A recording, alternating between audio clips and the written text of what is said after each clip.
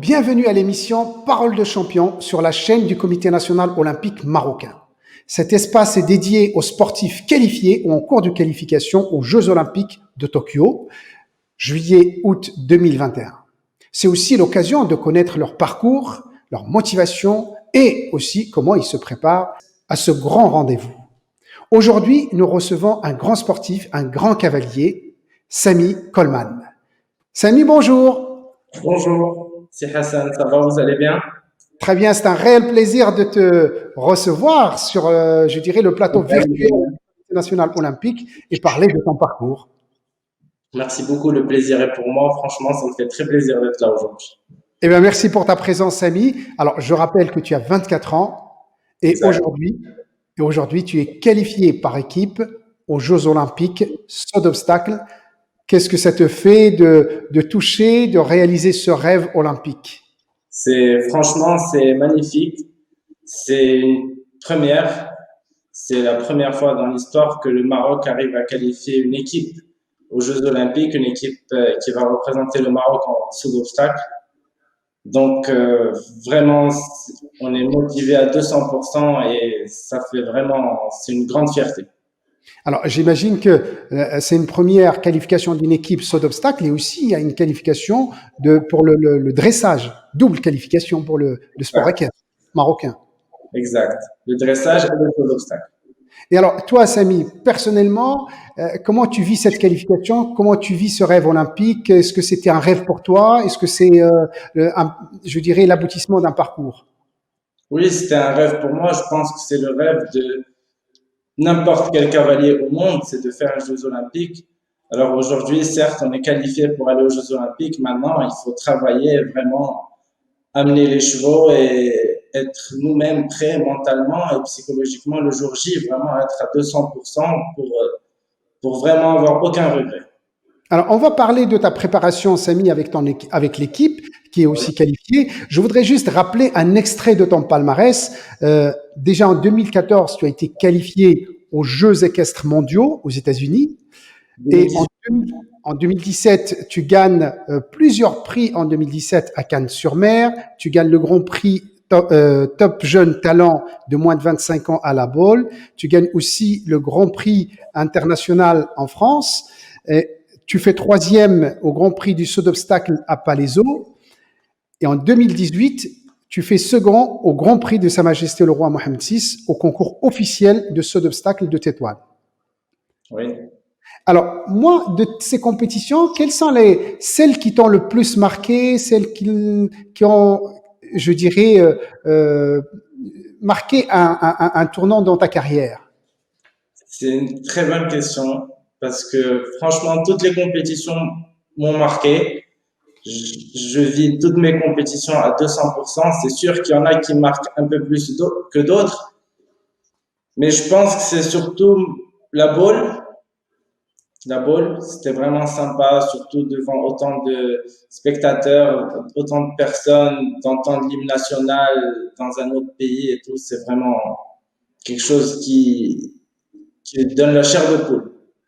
Alors ça, quand tu gagnes, ça te marque aussi, mais j'imagine que dans le sport équestre, les autres sports, il y a aussi des défaites, il y a la peur de la chute. Comment tu gères tout ça? Je pense que ça fait partie du sport, on doit l'accepter et aller de l'avant. C'est ce qui nous rend plus forts et qui nous donne encore plus de motivation. Et ça fait partie de notre sport. On a besoin de temps en temps d'avoir des échecs pour se remettre en question et puis repartir encore plus fort. Donc, pour toi, Samy, l'échec, d'abord, commencer par l'accepter. Deux, essayer d'en faire un tremplin. Ça fait partie du sport et de la vie. Donc, il faut aller de l'avant et ce qu'on a mal fait, ne pas le refaire. Ne pas répéter le même échec.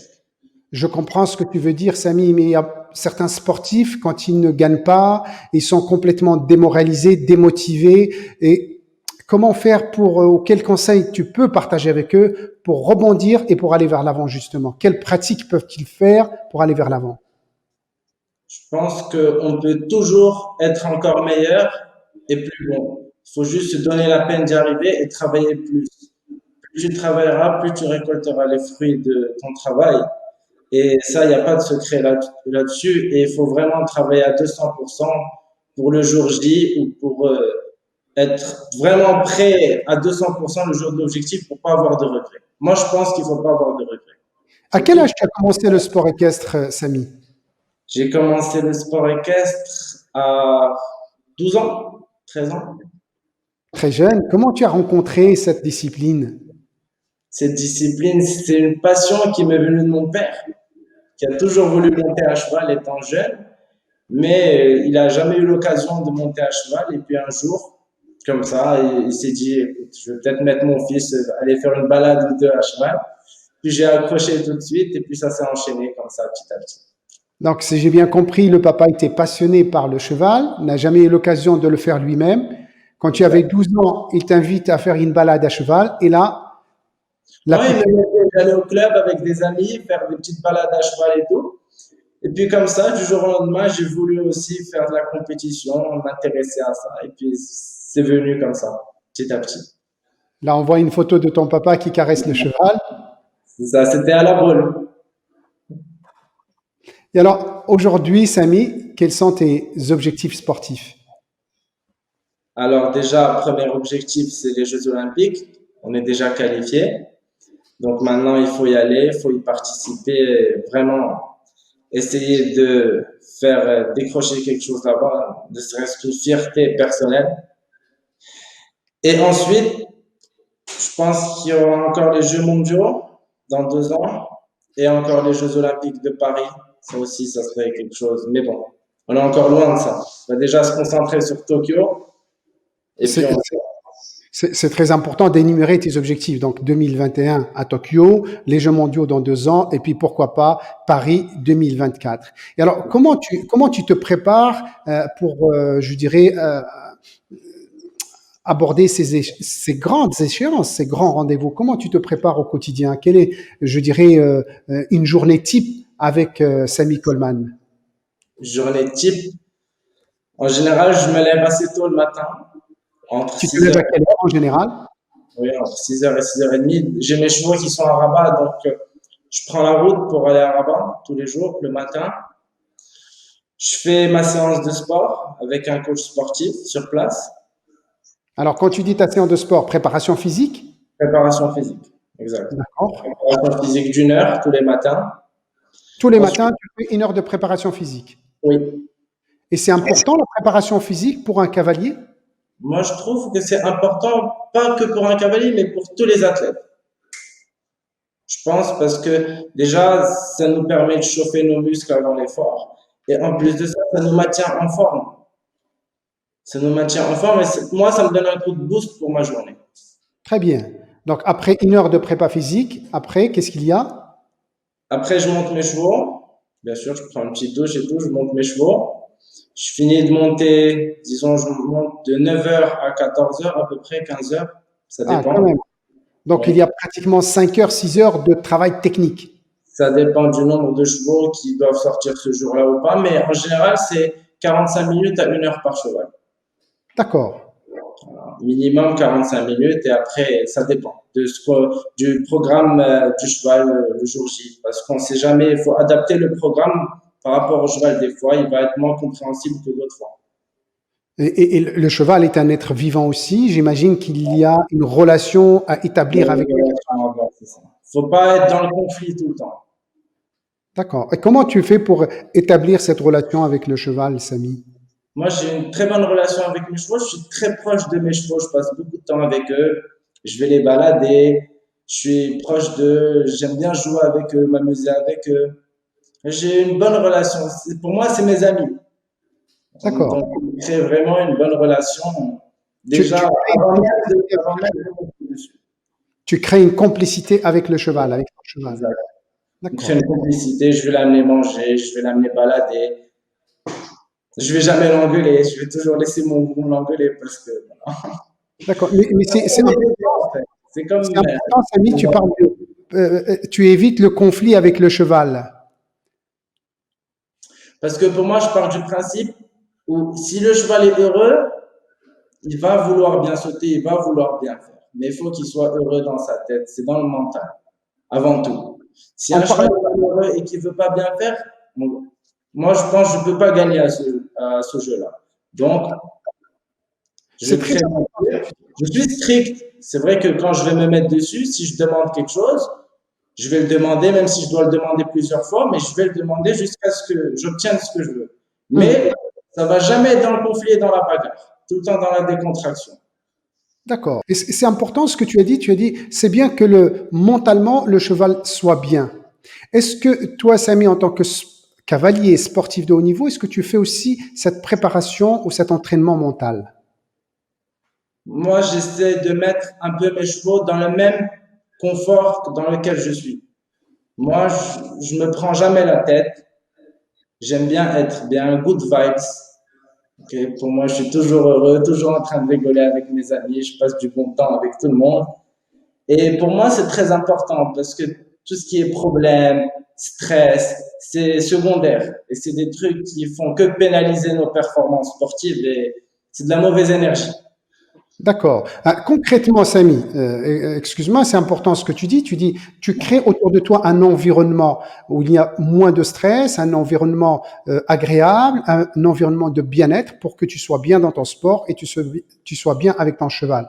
Mais j'imagine quand tu viens, par exemple, de Casa à Rabat, imaginons tu es bloqué dans les bouchons, imaginons que tu arrives en retard, imaginons que tu arrives et que le cheval n'est pas prêt, bah, ce sont quand même des éléments qui participent à un environnement stressant. Comment toi tu gères tout ça? Bien sûr, mais moi, je suis quelqu'un j'aime bien que tout soit bien organisé. Alors, c'est pour ça que je m'organise toujours bien à l'avance. Si je dois aller le matin, je prends la route, je sors chez moi au plus tard à 6h30 parce que je sais qu'il n'y a pas de bouchon et je sais qu'à 7h30, je suis à Rabat, j'ai aucun bouchon. J'ai pas de problème là-dessus. Je préviens toujours mon groupe que je viens monter le lendemain à telle heure ou à telle heure. Je sais déjà les chevaux que je vais monter, le matériel qui va être utilisé pour chaque cheval. Vraiment, tout est bien organisé pour pas, justement, pas perdre de temps pour des futilités comme ça à gauche à droite. Donc, ce qu'on appelle de l'anticipation. Tu anticipes beaucoup pour organiser et pour avoir moins d'énergie négative à Exact, dépenser. Très bien. exact. Et alors, je reviens quand même, Samy, sur la question de la préparation mentale. En tant que sportif de haut niveau, de cavalier de haut niveau, est-ce que tu fais de l'entraînement mental?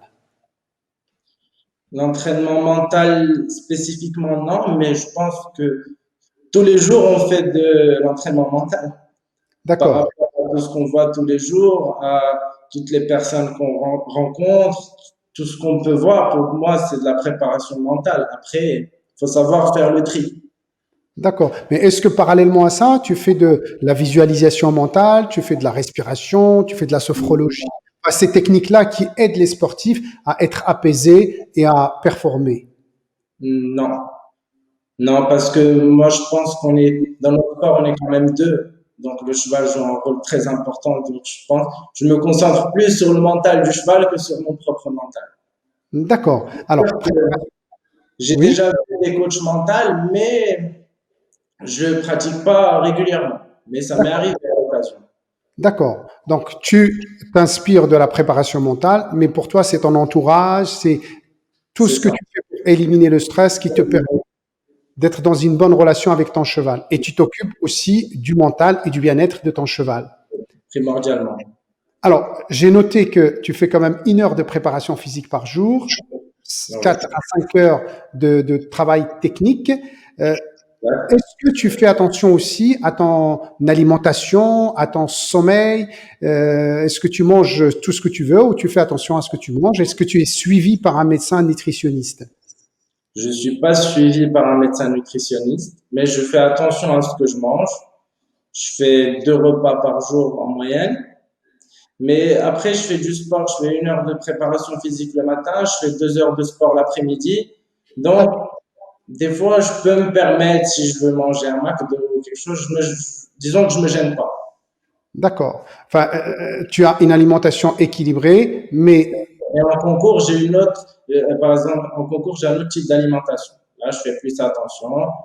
Vraiment, je prends pas de féculents, pas de sucre lent, des trucs pour rester vraiment à 100%. très bien. Et qu'en est-il de ton sommeil? Comme tu te lèves, enfin, tu démarres ta journée à 6h30, j'imagine que tu dois avoir un sommeil de qualité et un sommeil en quantité aussi. Oui, je dois dormir vers 22 heures la plupart du temps. 22h, 22h30. Mais je rentre assez tôt à la maison. Après mon sport, à 21h, je suis déjà dans mon lit, douché, nickel. Alors, est-ce que tu as un rituel, une routine pour avoir un sommeil de qualité? Hmm, Pas de routine, mais je pense que quand je me mets dans ma bulle de travail, que je me mets dans ma bulle vraiment de tous les matins de mon programme et que j'ai tout ficelé, c'est automatique. Quand je rentre à la maison, que je me douche, que je me mets dans mon lit, ça y est, le sommeil m'emporte tout de suite. Alors, Samy, tu as 24 ans, je le rappelle, tu fais partie de la génération jeune qui utilise beaucoup, je dirais, les réseaux sociaux, qui sont la génération connectée, et on dit que la connexion tard le soir est très mauvaise pour le sommeil, pour avoir un sommeil de qualité. Est-ce que toi, par exemple, tu fais attention à ces choses-là et que tu évites les écrans bleus à partir d'un certain moment ou une certaine heure?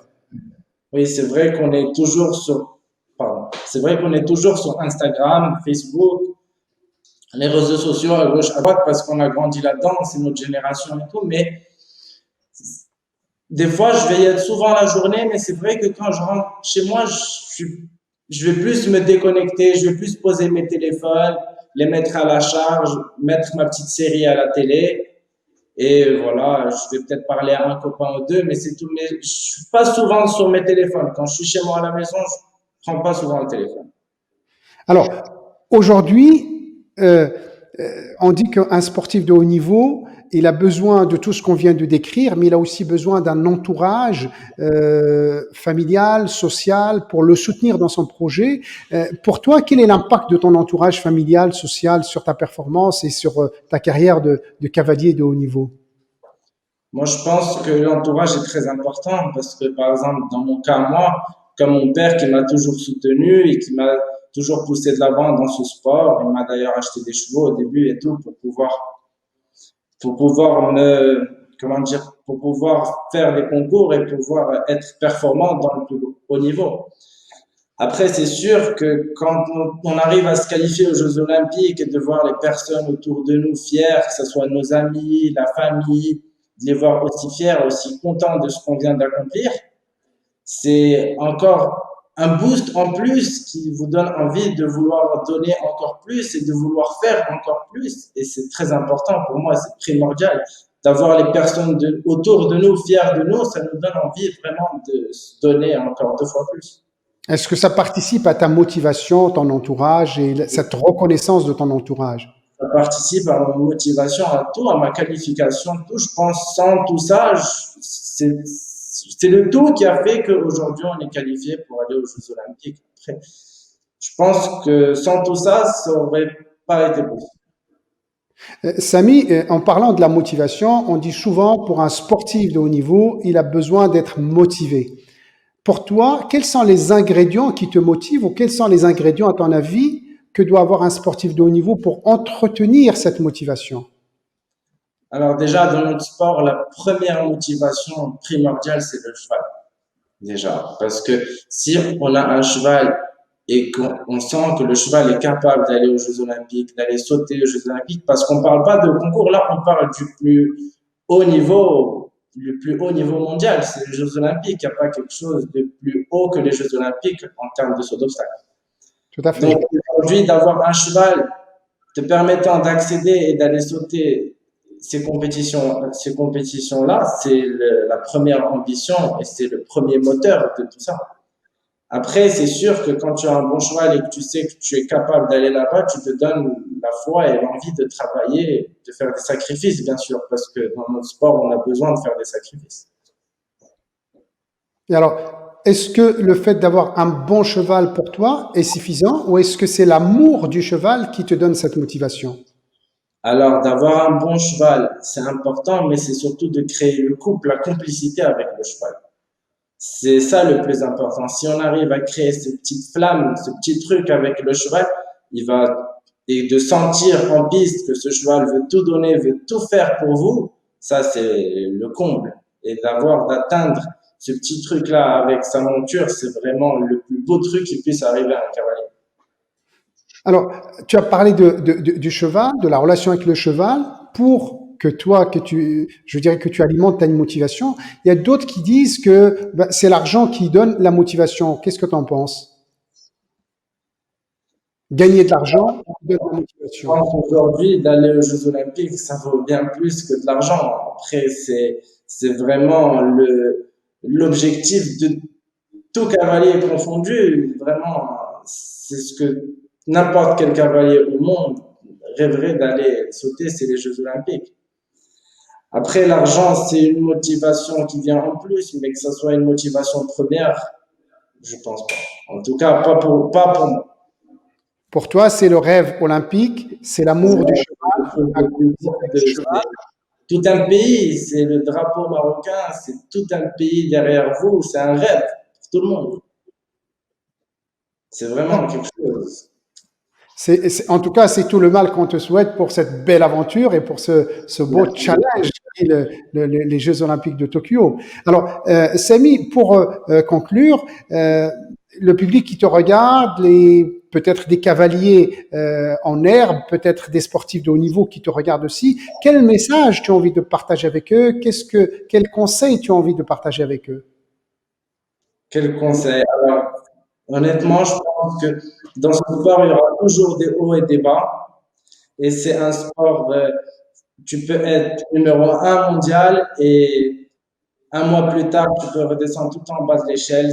Notre sport est comme ça. Les chevaux font partie et contribuent en très grande partie à notre succès.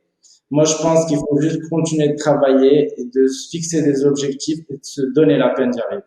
Parce que si on se donne la peine d'arriver à quelque chose et qu'on a des objectifs et des buts dans la vie, je pense que personne ne peut nous les enlever. C'est une très belle conclusion, se fixer des objectifs et se donner la peine d'arriver en travaillant et encore en travaillant. Samy Coleman, je te remercie infiniment pour ta présence avec nous, pour ce partage de ton parcours et de ton ressenti. Et on te suivra de près, on t'accompagnera de près pour que tu puisses vivre Merci. pleinement et avec beaucoup de plaisir ces prochains Jeux Olympiques à Tokyo, juillet, août 2021, Inch'Allah. Merci. Merci, merci Samy Coleman, merci beaucoup. Merci.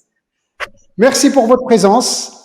À très bientôt pour de nouveaux parcours et merci pour votre fidélité. À bientôt.